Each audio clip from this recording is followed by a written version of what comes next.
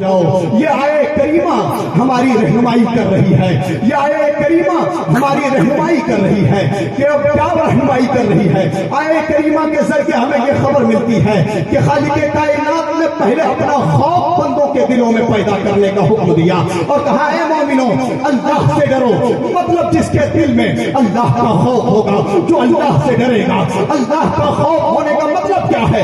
جو بندہ اللہ سے ڈرے گا وہ گناہوں سے بچے گا، جو بندہ اللہ سے ڈرے گا وہ نیک کام کرے گا، گناہوں سے اپنے قدم کو پیچھے ہٹائے گا۔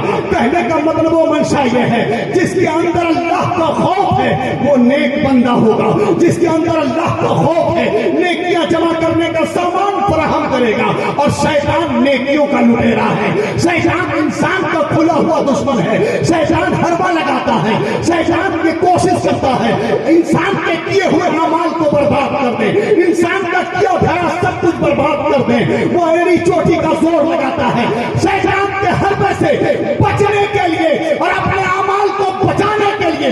خالق کائنات نے اسی آیے کریمہ میں نشاندہی فرما دی، وَكُونُوا مَعَ الصَّادِقِينَ، اور سچے بندوں کے ساتھ ہو جاؤ۔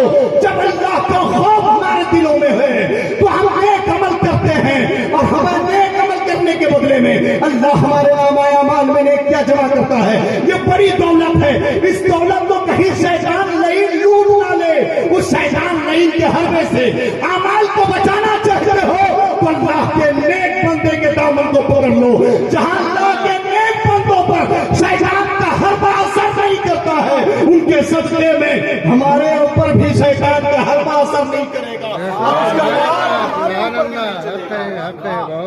حضرات محترم، اللہ کے نیک بندوں سے پیار کریں، ان سے انسیت رکھیں، اس لیے کہ اللہ رب العزت نے ان کی شان بلند کیا ہے، اللہ رب العزت نے ان کے مرتبے کو بلند کیا ہے۔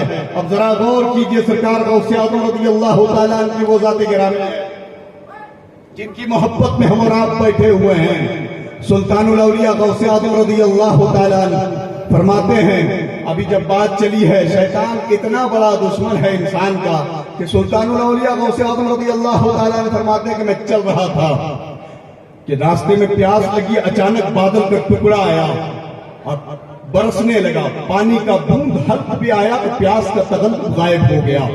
بادل سے آواز آئی، عبد القادر تو نے مجھے پہچانا؟ سرکار غوث پاک فرماتے نہ، کہا کہ میں تیرا خدا ہوں، خدا جا آج سے تمہاری نماز میں نے معاف کر دی، تمہاری عبادتوں کو میں نے اس قدر قبول کر لیا ہے کہ اب تمہیں عبادت کرنے کی ضرورت نہیں، رات بھر کھڑے ہونے کی ضرورت نہیں، سجدے کی ضرورت نہیں، تلاوت کی ضرورت نہیں، ہم نے تمہاری عبادتوں کو اس قدر قبول کر لیا، اتنا مقبول بندہ ہو گیا ہے، اب تمہیں عبادت کی ضرورت نہیں۔ جب یہ کہا تو سرکار غوث پاک فرماتے کہ میں نے پڑھا لا حول ولا قوت الا باللہ العلی العظیم، جب یہ پڑھا تو بادل پھٹ گیا اور سرکار غوث پاک فرماتے ہیں کہ تو خدا ہو سکتا ہے، تو میری نماز معاف کرنے آیا ہے؟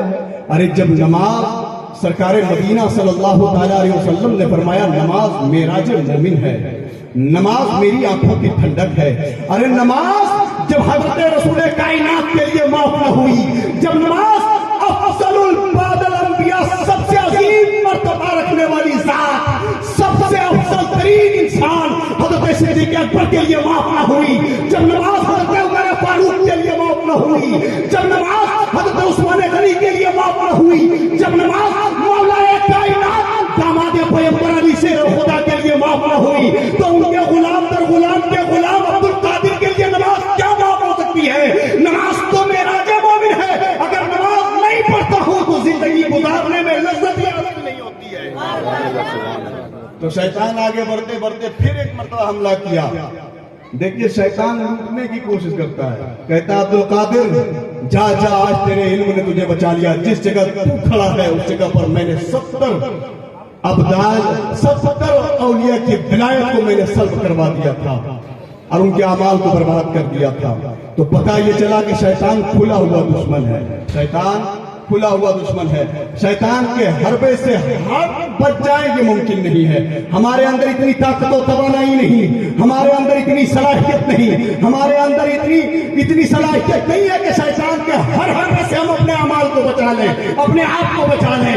اللہ کا کرم ہوتا ہے، اللہ کے نیک بندوں کے فیضان سے اللہ अल्लाह रब्बुल इज्जत हमारे किए हुए अमाल को महफूज फरमा दिया करता है। उनके फैजान से हमारे अमाल की हिफाजत होती है। हजरत मोहतरम सरकार से कितना गौसे आज़म रज़ी अल्लाह तआला की वो ज़ाते गिरामी है। नबी कौनैन सल्लल्लाहु अलैहि वसल्लम ने फरमाया कि जब अल्लाह रब्बुल इज्जत किसी को अपना नेक बंदा, अपना वली बनाता है तो अपने बंदों के दिलों में उनकी मोहब्बत डाल दिया करता है, उनकी मोहब्बत डाल देता है। खल्के खुदा उनसे मोहब्बत करने लग जाती है, खल्के खुदा। वरना 11वीं शरीफ कब का पार हो चुका है। आज हम गौसे वरा कॉन्फ्रेंस में बैठे हुए हैं और आज सरकार गौसे आज़म रज़ी अल्लाह तआला अन्हु की मोहब्बत में इतने लोग बैठे हुए हैं। पता ये चला कि वो अल्लाह के महबूब बंदे हैं और जो अल्लाह के महबूब बंदे होते हैं, अल्लाह के नेक बंदों के दिलों में उनकी मोहब्बत पाई जाती है, उनकी मोहब्बत पाई जाती है।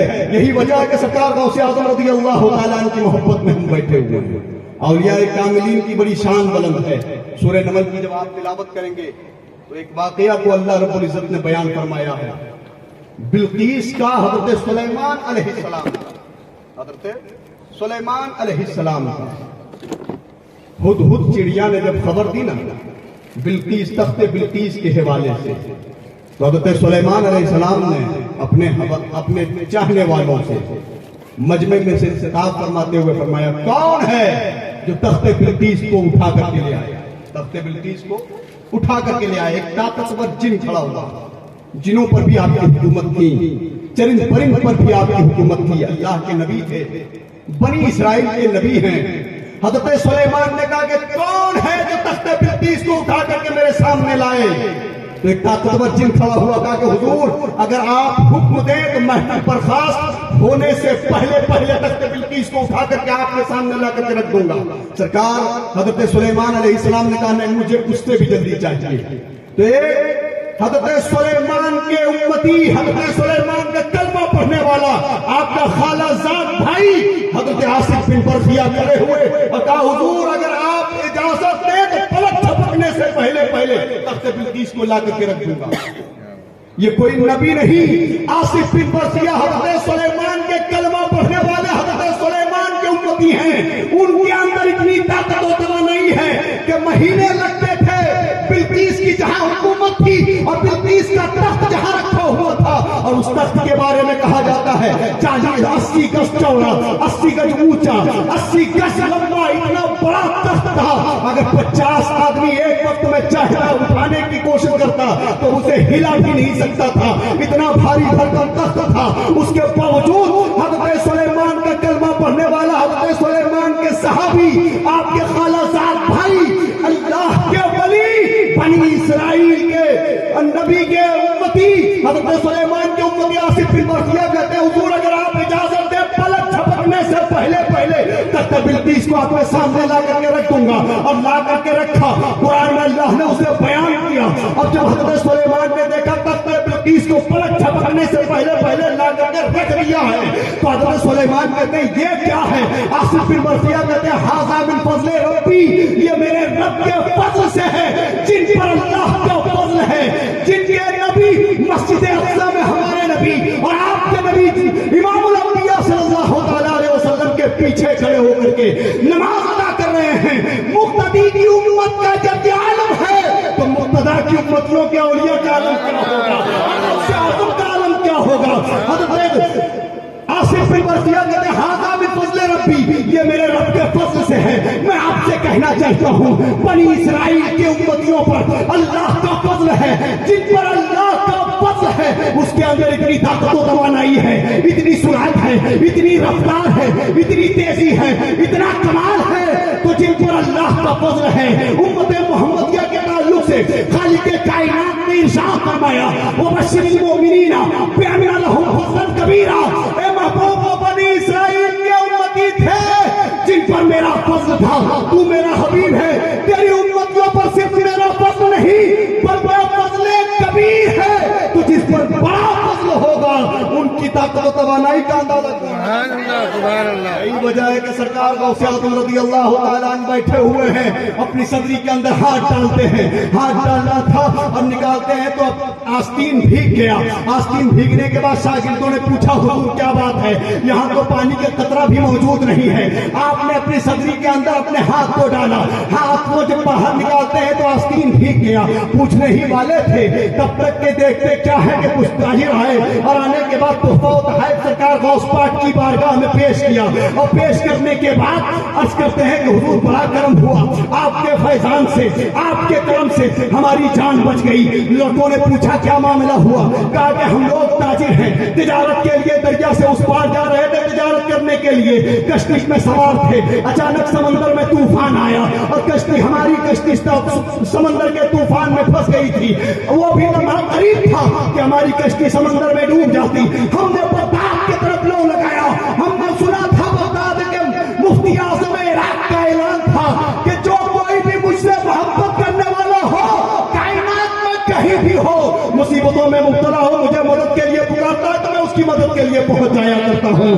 ہم نے بغداد کی طرف لو لگایا اور کہا یا شیخ عبد القادر جیلانی المدد, یا شیخ عبد القادر جیلانی سید اللہ, یا شیخ عبد القادر جیلانی مدد کیجئے. اتنا پکارنا تھا, ایک ہاتھ نمودار ہوا, ہماری کشتی کو پکڑا اور سمندر کے ساحل کے کنارے ساحل پر لا کر کے رکھ دیا.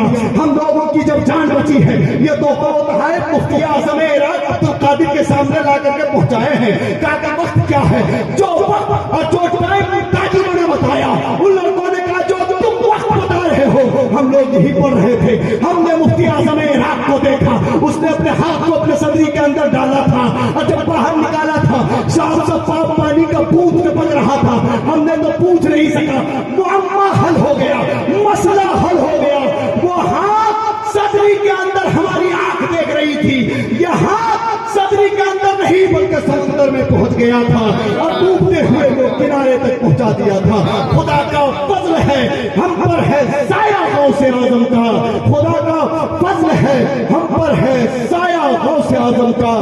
حضرت محترم, اسی لیے فاضل بریلوی فرماتے ہیں کیا دبے جس پہ حمایت کا ہو پنجہ تیرا, شیر کو خطرے میں لاتا نہیں کتا تیرا. مزرعہ چشت بخارا ویرا کو اجمیر, کون سی کشت پہ برسا نہیں جانا.